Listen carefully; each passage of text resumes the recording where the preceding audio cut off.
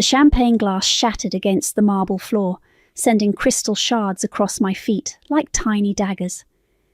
I stood there frozen as my mother-in-law's voice cut through the silence. "Well, that's just perfect. Can't even hold a glass properly."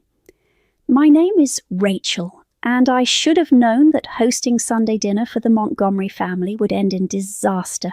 It always did." "It's fine, Margaret. I'll clean it up." I bent down, my hands shaking as I picked up the larger pieces. Blood welled up from a small cut on my palm. "Leave it," Bryson said, from across the dining room, not even looking up from his phone. "The help can deal with it tomorrow." The help. That's what I was to them, even after 3 years of marriage. I pressed my palm against my dress, trying to stop the bleeding. "Honestly, Rachel," Margaret continued, her voice dripping with false concern, "you seem so nervous lately. Is everything all right?" I forced a smile. "Just tired. It's been a long week." "Teaching must be so exhausting," Chloe chimed in, her tone suggesting teaching was equivalent to finger painting. "All those little children demanding attention." "I don't teach anymore," I said quietly. "I haven't since you married into money," Talon interrupted with a laugh. "Lucky you." The room fell silent except for the tick of the grandfather clock. I could feel their eyes on me, waiting for a reaction. This was their favourite game. Push Rachel until she breaks. "How's Gilbert doing?" I asked, desperate to change the subject. Margaret's expression shifted, her mask of superiority cracking slightly. "Not well. The doctors say... Well, they say we should prepare ourselves." Bryson finally looked up from his phone. "Dad's tough. He'll pull through." "He's dying, Bryson." Sage spoke for the first time all evening, her voice flat. "We all know it. Stop pretending otherwise." "Sage!" Margaret snapped. "That's enough." "What? It's true, and we all know what happens when he dies." Sage's eyes found mine across the table. "Don't we, Rachel?" I didn't understand what she meant, but something cold settled in my stomach. The way they were all looking at me now, like vultures circling prey. "I think," Margaret said slowly, "that we need to have a family discussion. About the future. About protecting what's ours." "What do you mean?" I asked. Bryson reached over and took my uninjured hand. To anyone watching it would look loving, but his grip was too tight, his thumb pressing against my pulse point. "Nothing for you to worry about, sweetheart. Just family business." Family business. I'd heard that phrase 100 times since marrying Bryson. It always meant the same thing. I wasn't really family. "Where's Stella tonight?" I asked. "She usually joins us for Sunday dinner." The temperature in the room seemed to drop 10 degrees. Margaret's jaw tightened. "Grandmother is resting," Chloe said. "She's been tired lately." That was strange. Stella Montgomery might be 81, but she was sharper than everyone else in this room combined. She never missed Sunday dinner. Never. "Maybe I should check on her," I offered. "No." The word came out harsher than Bryson intended. He cleared his throat. "I mean, she specifically asked not to be disturbed." I nodded, but something wasn't right. Stella had always been kind to me, the only one in this family who treated me like a human being instead of an inconvenience. "Well," Margaret said, standing up, "I think we should call it a night. Rachel, dear, thank you for dinner, though next time perhaps something less ambitious." The roast had been perfect. The vegetables were cooked exactly right. The only thing that had gone wrong was the champagne glass, and that was because my hands were shaking from their constant needling. They filed out one by one, leaving me alone with the mess.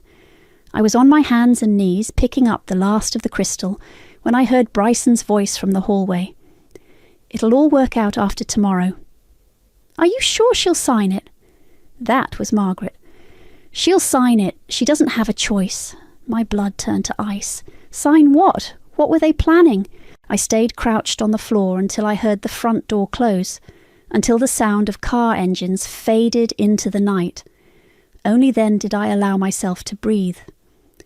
Whatever they had planned for tomorrow, I had a feeling my life was about to change forever, and not in a good way. The knock on the door came at exactly 9 a.m.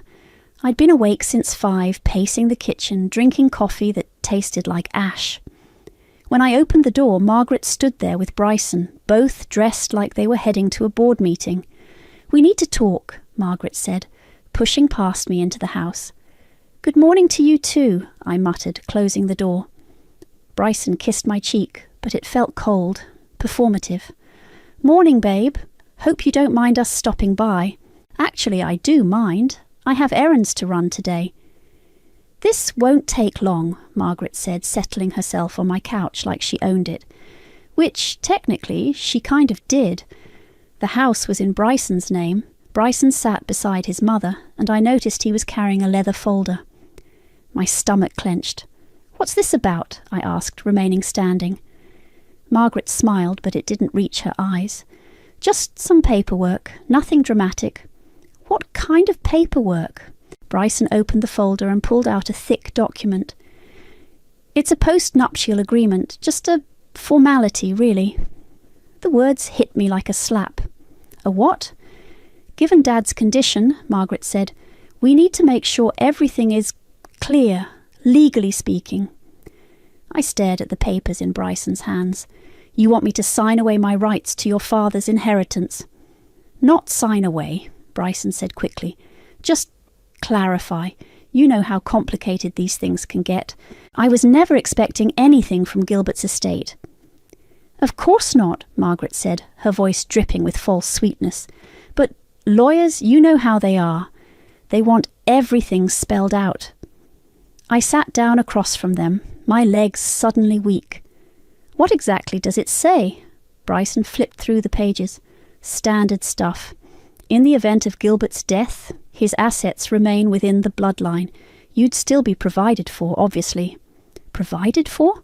"A monthly allowance," Margaret said. "Very generous, considering." "Considering what?" The mask slipped from Margaret's face for just a moment. "Considering you were a public school teacher when my son met you. Considering you've never contributed a dime to this family's wealth." "I contributed 3 years of my life." "Did you?" Margaret leaned forward. "Because from where I sit, it looks like you've been living quite comfortably off our generosity." My hands clenched into fists. "I worked until you convinced Bryson I should quit. I had my own apartment, my own car, my own life." "And now you have so much more," Bryson said. "This house, the credit cards, the lifestyle. The agreement just protects that. By making sure I can never claim more than you think I deserve." "Rachel," Margaret's voice turned sharp, "let's not pretend this is about love. You saw an opportunity and you took it. There's no shame in that. But now we need to be realistic about expectations." I looked at my husband. "Is that what you think? That I married you for money?" Bryson wouldn't meet my eyes. I think this is just smart business." "Smart business," I repeated the words slowly. "Our marriage is smart business." "Don't be dramatic," Margaret said. "You're still married. You're still family. This just ensures everyone knows their place." Their place. My place was apparently at the bottom of the family hierarchy, grateful for whatever scraps they threw me. "What if I don't sign it?" The temperature in the room dropped. Margaret and Bryson exchanged a look. "Why wouldn't you sign it?" Bryson asked. "Unless you were planning something." "Planning what?" "I don't know," Margaret said. "But refusing to sign would certainly raise questions about your motives." The threat was clear. "Sign this or we'll make your life hell." "I need time to think about it." "There's nothing to think about," Margaret stood up. "It's a formality, Rachel, unless you have something to hide."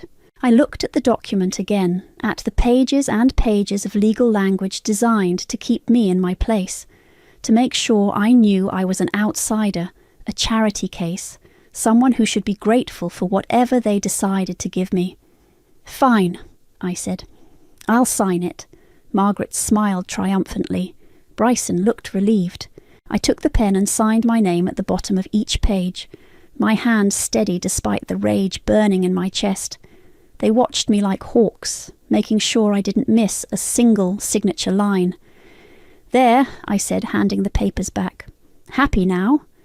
"Very," Margaret said, tucking the document into her purse. "I knew you'd be reasonable." After they left, I sat alone in my kitchen, staring at my phone. There was a text message from an unknown number sent just minutes ago. "Tomorrow, 8 p.m, my study. Come alone. S. Stella."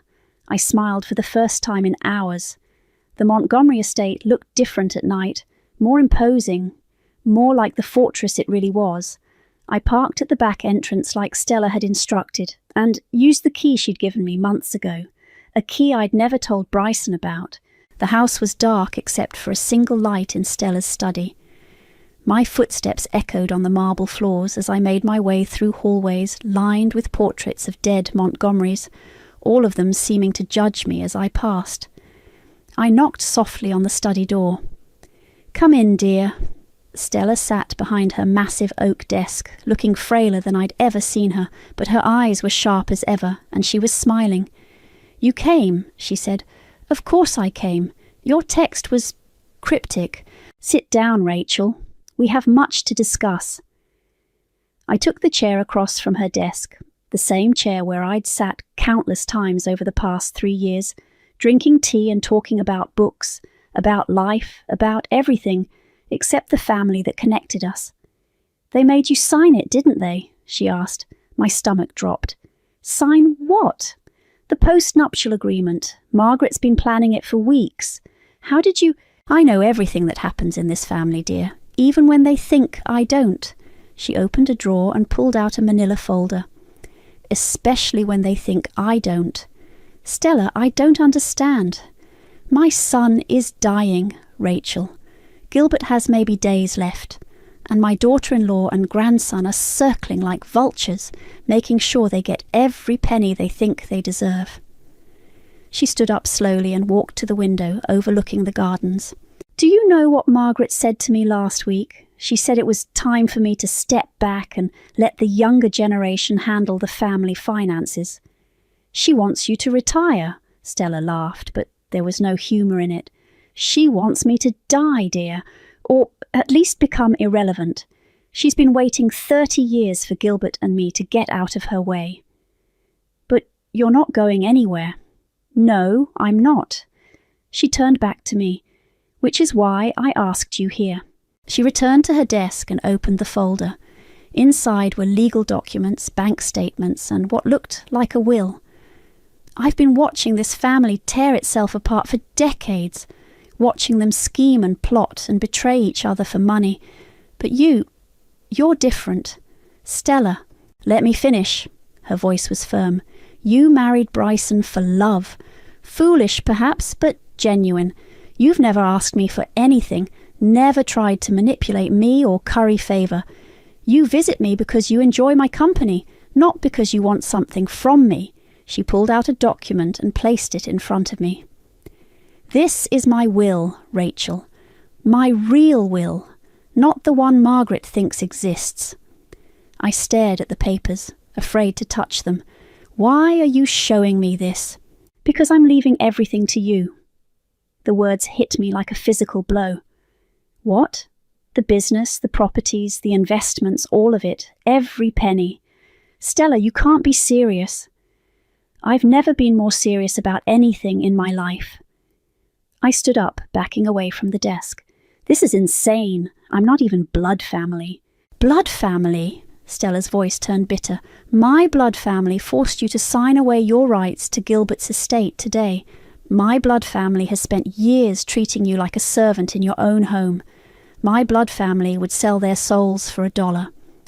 "But Bryson is weak. He's let his mother poison him against you from day one. He stood by and watched them humiliate you today, didn't he?"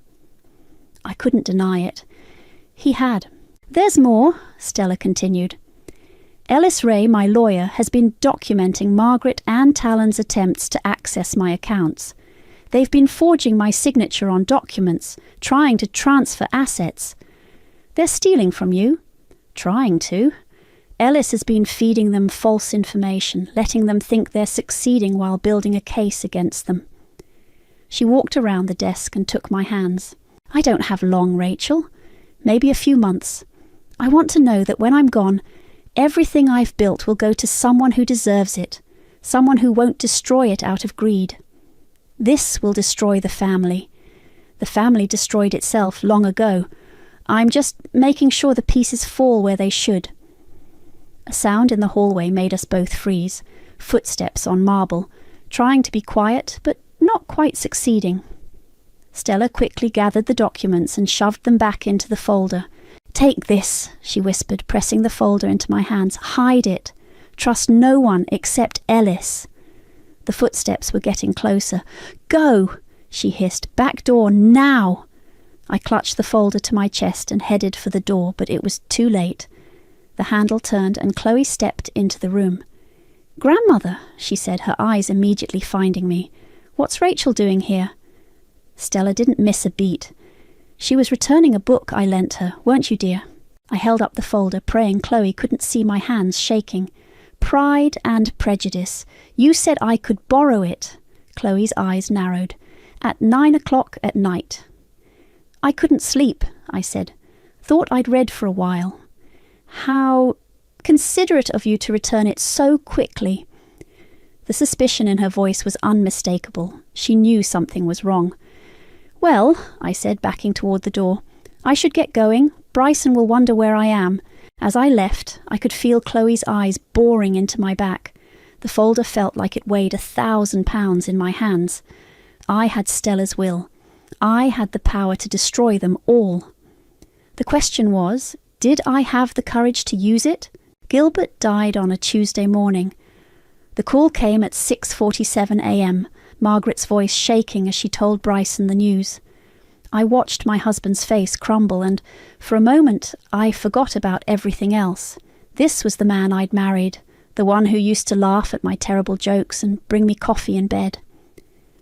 "I'm sorry," I whispered, reaching for his hand. He pulled away. "I need to call the funeral home." The next 3 days were a blur of black clothes and forced sympathy. The funeral was held at the biggest church in town, packed with people who'd never spoken to Gilbert but wanted to be seen mourning a Montgomery. I sat in the front pew between Bryson and Sage, watching Margaret play the grieving widow to perfection. She dabbed at her eyes with a lace handkerchief, accepting condolences like she was accepting an award. "He was such a good man," she kept saying. "So generous, so loving." The Gilbert I remembered had been kind, especially in those early days of my marriage. He'd defended me once when Margaret made a particularly cruel comment about my background. But that was before the family poison really took hold, before he started looking at me like I was something that had crawled out from under a rock. "Beautiful service," someone whispered behind me. "Yes, though I'm sure the real drama will come later," came the reply. "You know how these wealthy families are when it comes to wills." I felt Bryson tense beside me. Across the aisle, Talon was whispering something to Chloe, both of them glancing in my direction. After the burial, everyone gathered at the Montgomery estate for the reception. I helped serve food and drinks, playing the dutiful daughter-in-law, while the family's friends and business associates offered their condolences. "Rachel, dear," Mrs. Whitmore from the country club cornered me by the buffet table. "How are you holding up? This must be so difficult." "We're managing, thank you." "I'm sure you are, though I imagine things will be different now, with Gilbert gone." The way she said it made my skin crawl, like she knew something I didn't. "Excuse me," I said, stepping away from her. I found Stella in the garden, sitting alone on a bench beneath the old oak tree. She looked exhausted, older than her 81 years. "How are you doing?" I asked, sitting beside her. "I've buried my husband, my eldest son, and now Gilbert. I'm tired, Rachel, so very tired." "I'm sorry," she patted my hand. "He wasn't always like he became, you know. Gilbert was a sweet boy once, before Margaret got her claws into him." "Stella, she's already started, hasn't she? The whispers, the looks. Making sure everyone knows you don't belong." I glanced back at the house where I could see Margaret, holding court on the terrace, surrounded by well-dressed mourners. "She cornered me yesterday," I said. "Asked if I was prepared for the changes ahead." "And what did you tell her?" "That I didn't know what she meant." Stella smiled grimly. "Good. Let them think you're naive. It'll make what comes next easier." "What comes next?" Before she could answer, Bryson appeared on the garden path. "There you are," he said to me. "People are asking for you." "I'll be right there." He hesitated, looking between Stella and me. "Everything okay out here?" "Just two old friends talking," Stella said. "Nothing that concerns you, dear." Something flickered across Bryson's face. Suspicion? Fear? But he just nodded and walked back toward the house. "He's scared," Stella said quietly. "Of what?" "Of losing control. Of you having more power than he thinks you deserve." That evening, after the last guest had left, the family gathered in Gilbert's study. Margaret sat behind his desk like she already owned it, while Bryson and Talon flanked her like bodyguards. Chloe perched on the arm of a chair, and Sage stood by the window looking uncomfortable. "Well," Margaret said, I suppose we should discuss arrangements." "What kind of arrangements?" Sage asked.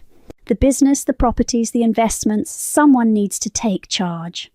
"The will reading isn't until next week," I said. Margaret's smile was sharp. "Oh, I think we all know how that will go.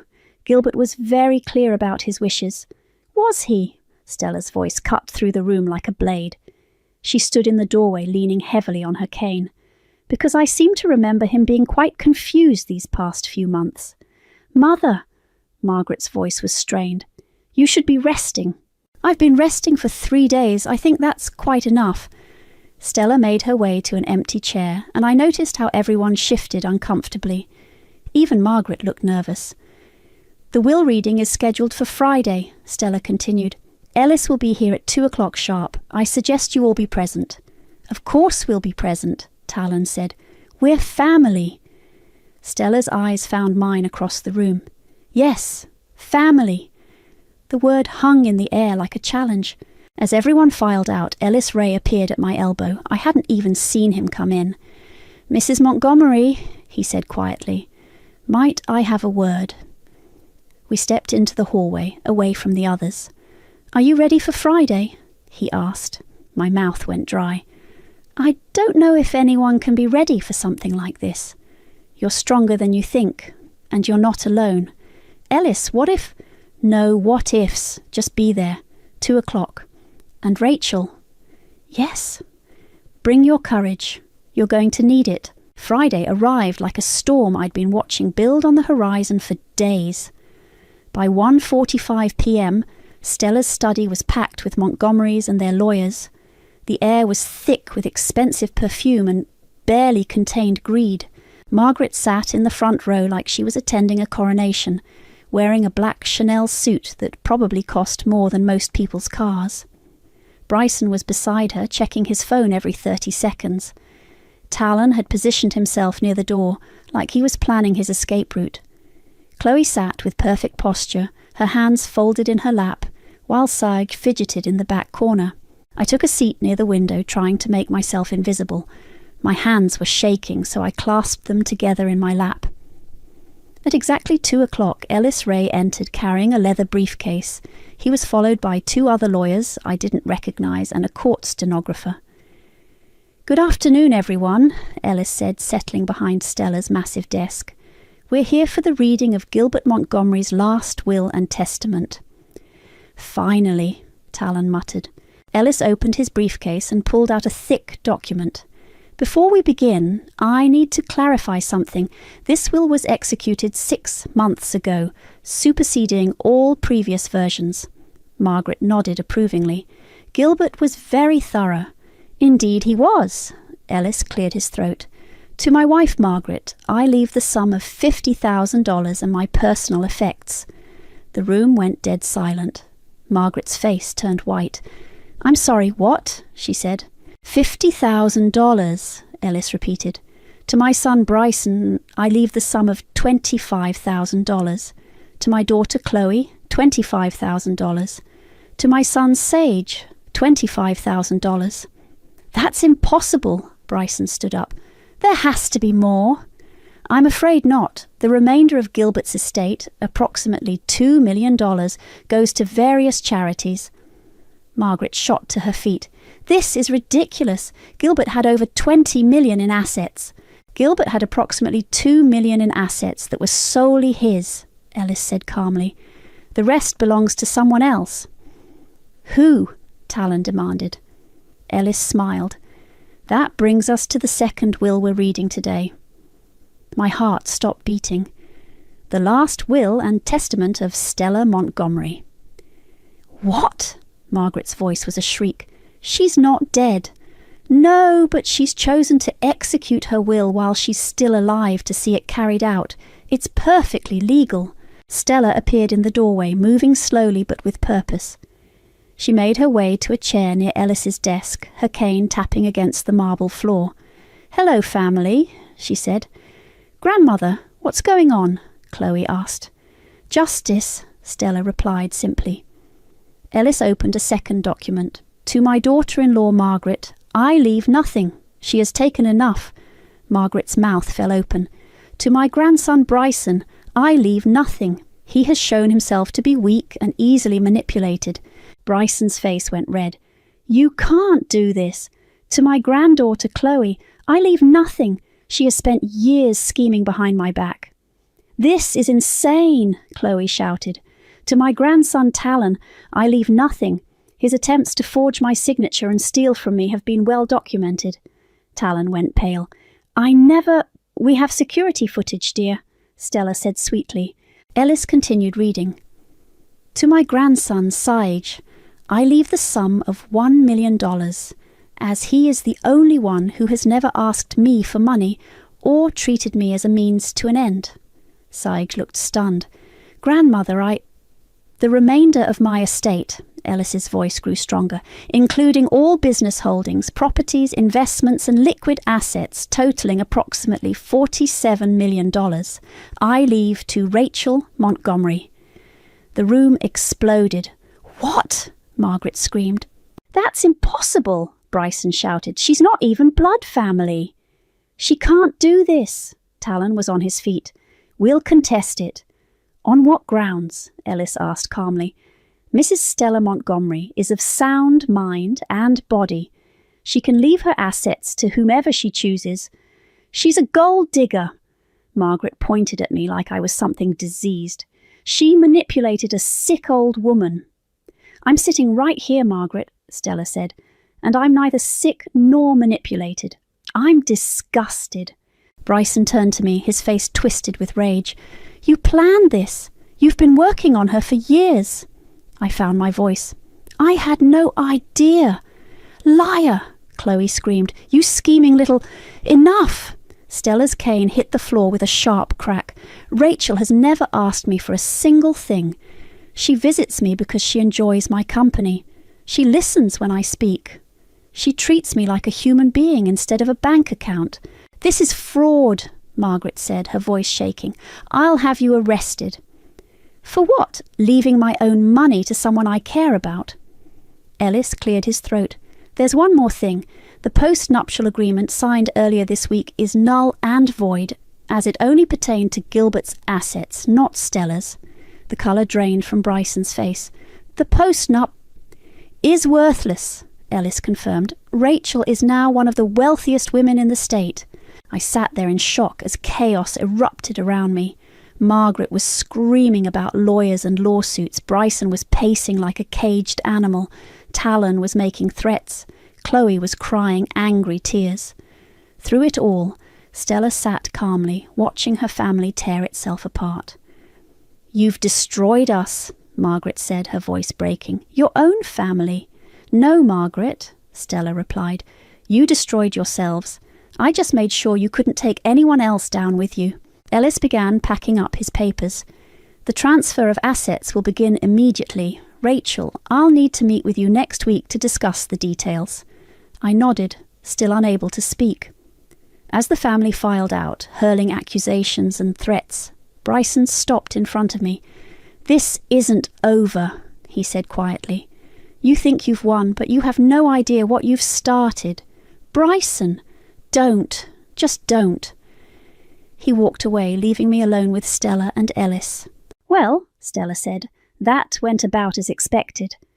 I looked at her, this tiny woman who had just handed me an empire and destroyed her own family in the process. "What have we done?" I whispered. "What needed to be done?" she replied. "The question is, what will you do now?" The first attack came Monday morning. I woke up to my phone buzzing non-stop with notifications.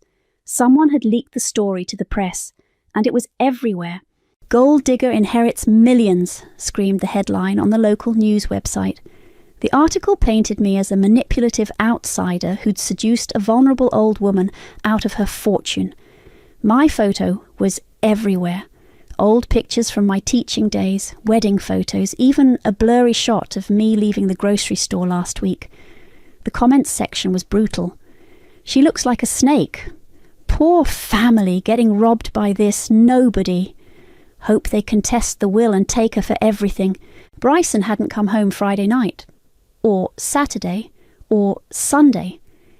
I'd been alone in our house, jumping at every sound, wondering when the other shoe would drop.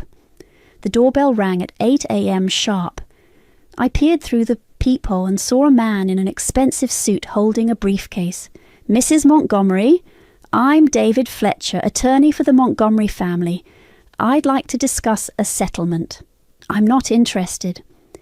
"I think you should hear what we're offering. It's quite generous." Against my better judgment, I opened the door. He pushed past me into the living room like he owned the place. "Beautiful home," he said, looking around. "Shame you'll have to give it up." "Excuse me? The house is in Bryson's name, as is the car in your driveway. The credit cards you've been using, all of it belongs to the Montgomery family." My stomach dropped. He was right. "We're prepared to offer you $5 million to renounce your claim to Stella's estate." $5 million? It's more than you ever dreamed of having, I'm sure. You could disappear, start over somewhere else. Live comfortably for the rest of your life. And if I refuse, his smile was cold, then we make your life very uncomfortable. We have resources, Mrs. Montgomery, connections. We can make sure you never work again, never have peace again. Get out. Think about it. You have 24 hours. After he left, I called Ellis. "They offered you money?" he asked. $5 million, and threatened me if I don't take it. Standard intimidation tactics. Don't worry, we expected this. "Ellis, I can't even access my own bank account. Bryson froze everything. I'll have new accounts set up for you by this afternoon. And Rachel, don't go anywhere alone. These people are desperate." That evening, Sagi showed up at my door. She looked exhausted, her usually perfect hair pulled back in a messy ponytail. "Can I come in?" I hesitated. "Are you here to threaten me too?" "No, I'm here to apologize." I let her in, and we sat in the living room where her family's lawyer had threatened me that morning. "I had no idea," she said, "about any of it. The postnup, the will, the way they've been treating you. You were there Sunday night when they humiliated me. I know, and I should have said something. I should have stood up for you." She looked down at her hands. "I've always been the baby, you know, the one they don't take seriously, so I just stayed quiet." "Why are you here, Sage?" "Because they're planning something.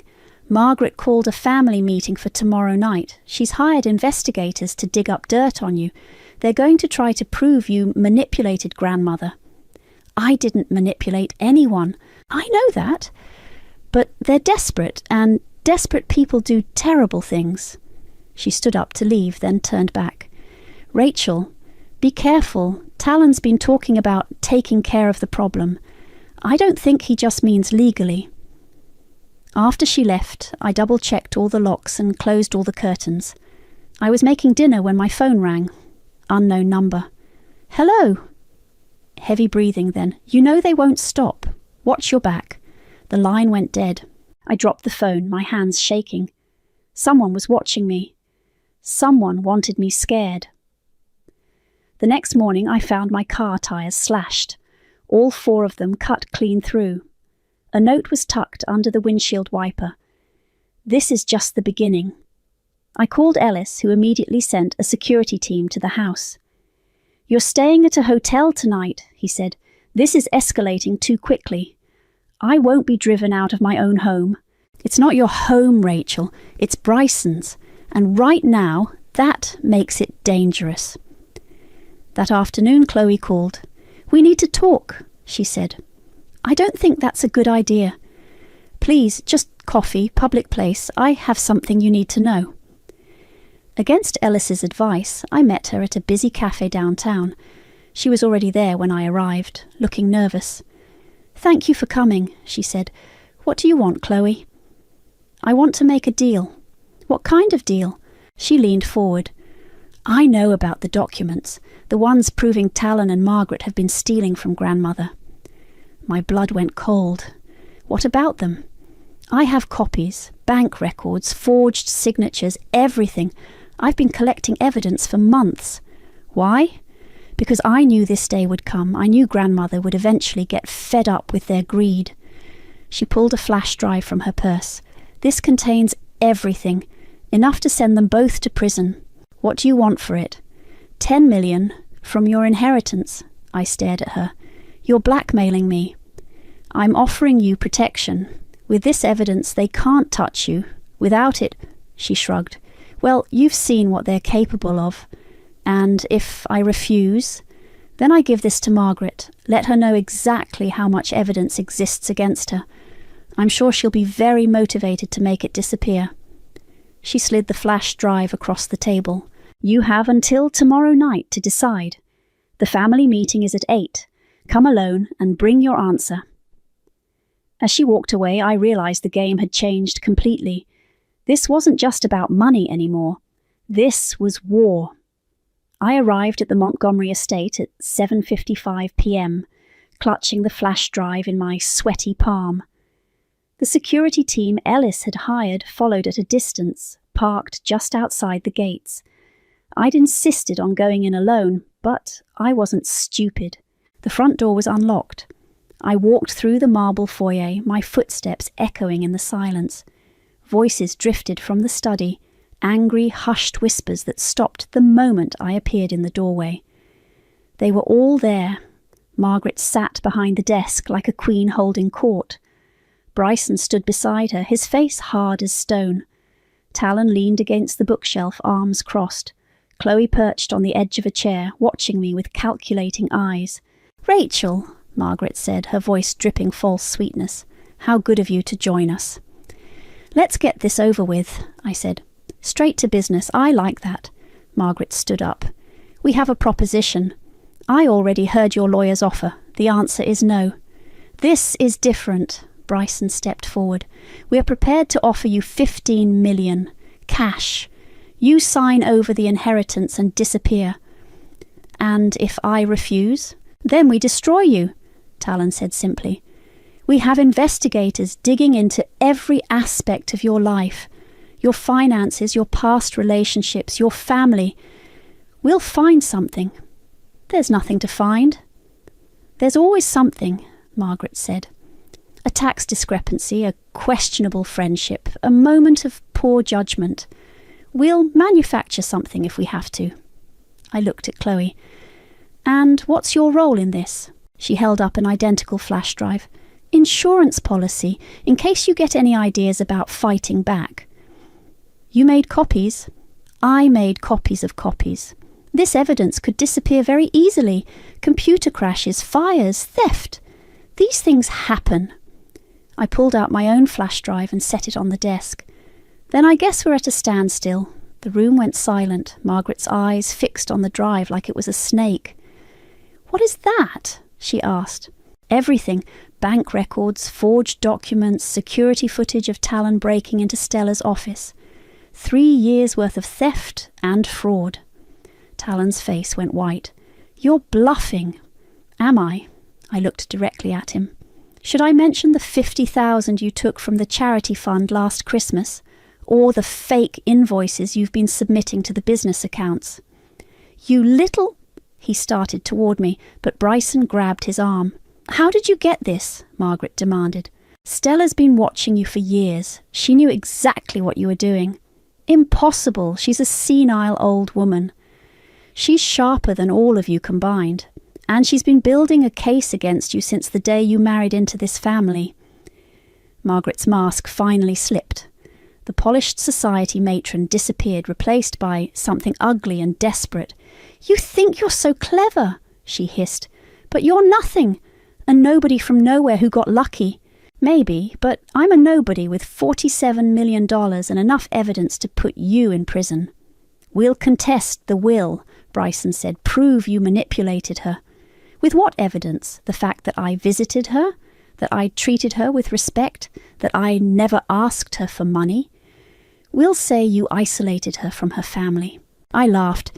You isolated yourselves. When's the last time any of you had a real conversation with Stella? When's the last time you asked about her day, her health, her feelings? You only talked to her when you wanted something. She's our grandmother, Chloe shouted. She's your ATM. There's a difference. The door opened and Stella walked in. She moved slowly, leaning heavily on her cane, but her presence filled the room. Don't stop on my account, she said. This is fascinating. Grandmother, Margaret's voice turned sickeningly sweet. We were just discussing...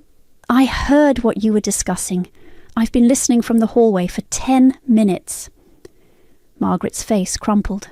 Mother, please, we can work this out. Family should stick together. Family. Stella's voice was ice. You mean the family that's been stealing from me for years? The family that forced my grandson's wife to sign away her rights? The family that's been plotting my death so you can get your hands on my money? We never... Don't lie to me, Margaret. I have security cameras throughout this house. I know about the meetings, the lawyers, the investigators. I know you hired someone to follow Rachel. She moved to stand beside me, her small frame somehow commanding the entire room. You want to contest my will? Go ahead. But first, explain to a judge why you've been forging my signature. Explain the missing money, the fake documents, the attempted fraud. You can't prove anything, Talon said, but his voice shook. Stella smiled. Ellis has been working with the FBI for 6 months. They have everything they need. The colour drained from his face. Here's what's going to happen, Stella continued. You're going to leave, all of you. You're going to stay away from Rachel, stay away from me, and pray that I don't decide to press charges. This is our home too, Bryson said desperately. No, it's not. It's my home, and you're no longer welcome in it. Margaret started crying ugly, desperate sobs. Please, Mother, we're family. You stopped being my family the day you decided I was worth more to you dead than alive. Stella turned to me. Rachel, would you please call security? I'd like these people removed from my property. As I reached for my phone, Bryson grabbed my wrist. This isn't over, he whispered. You think you've won, but you've just made enemies of the wrong people. I looked into his eyes, the eyes of the man I'd once loved, and saw nothing but hatred. Let go of me, I said quietly. He released my wrist and stepped back. I never loved you. I want you to know that. This whole marriage was just convenient. The words should have hurt. 3 years ago, they would have destroyed me. Now, they just made me tired. I know, I said. I've known for a long time. Security arrived within minutes. I watched from the window as the Montgomery family was escorted off their own property, their threats and pleas echoing across the manicured lawn. When the last car disappeared through the gate, Stella sank into her chair. Well, she said, that's that. I looked around the empty study, at the portraits of dead Montgomerys staring down at us with disapproval. What have we done? I whispered. What needed to be done? Stella replied. But Rachel... Yes, the hard part is just beginning. Stella died in her sleep on a Wednesday morning in October. I found her in her favourite chair in the sunroom, a book open in her lap, looking peaceful for the first time in months. The housekeeper called 911, but we both knew it was too late. The funeral was small. Just me, Ellis, a few business associates, and, surprisingly, Sage. She sat in the back row, crying quietly into a tissue. She was the only one who ever really saw me, Sage said afterward as we stood by the grave. I'm sorry I didn't stand up for you sooner. You stood up when it mattered. She hugged me, and I realised she was the only Montgomery I'd miss. The headlines started the next day. Montgomery matriarch dies, leaves fortune to daughter-in-law. The reporters camped outside the estate gates, shouting questions whenever I drove past. But there were other headlines too. Montgomery family under FBI investigation. Fraud charges filed against prominent family members. Talon was arrested first, led away in handcuffs from his downtown office. The news footage showed him trying to hide his face with a briefcase. Margaret followed 2 days later, her mugshot making the front page of every newspaper in the state. Bryson wasn't charged. He'd been weak and manipulated, but not criminal. Still, his law practice collapsed overnight. No one wanted to hire a lawyer whose family was under federal investigation. I was in Ellis's office signing papers to establish the Stella Montgomery Foundation when his secretary knocked on the door. Mrs. Montgomery, there's a woman here to see you, says she's your sister-in-law. Chloe walked in looking nothing like the polished socialite I'd known. Her hair was unwashed, her clothes wrinkled. She'd lost weight. I need to talk to you, she said. Ellis started to leave, but I stopped him. Stay. Whatever she has to say, she can say it in front of my lawyer. Chloe sat down heavily. I'm broke. The FBI froze all my accounts. They think I was involved in the fraud. Were you? No, I knew about it and didn't stop it. She looked up at me with red-rimmed eyes. I need help, Rachel. I have nowhere else to go. What about your trust fund? Gone. Talon convinced me to invest it in one of his schemes. It was all fake companies and shell accounts. I studied her face, looking for signs of deception. All I saw was desperation. What do you want from me? A job. A chance to start over. I'll do anything. Clean houses, wait tables, whatever. Why should I help you? You tried to blackmail me. Because... She started crying. Because I'm sorry, because I was scared and stupid and I let my family turn me into someone I hate. Ellis cleared his throat. The foundation will need administrative staff, entry-level positions. I looked at him, surprised. Everyone deserves a second chance, he said quietly. Minimum wage, I told Chloe. No special treatment. You'll work for everything you get. Thank you, she whispered. I won't let you down. The foundation launched on Stella's birthday. We focused on education, scholarships for kids from low-income families, funding for public schools, literacy programs. Everything Stella would have loved. I was reviewing grant applications in my new office when Ellis knocked on the door. There's someone here to see you. Bryson walked in and I barely recognised him. He'd lost weight, his expensive suits replaced by jeans and a wrinkled shirt. His hair needed cutting. Hello, Rachel. What do you want? To apologise and to ask for a divorce. I set down my pen. I thought you'd already filed. I couldn't afford a lawyer. Turns out when your family's assets are frozen and your practice collapses, money gets tight fast. So, you want me to pay for our divorce? He flinched. I know how that sounds. It sounds like you're still trying to use me. Maybe I am. He sat down across from my desk. But I also wanted to tell you something. That night at the estate, when I said I never loved you, that was a lie. I felt nothing. No pain, no relief, no satisfaction. Just emptiness. I did love you, Rachel. In the beginning, but my family, they poisoned everything. They made me believe you were the enemy. I was never your enemy, Bryson. I was your wife. I know that now, when it's too late. I opened my desk drawer and pulled out a check. This should cover your legal fees. He stared at the amount. This is too much. Consider it severance pay for 3 years of marriage. He took the check with shaking hands. What happens now?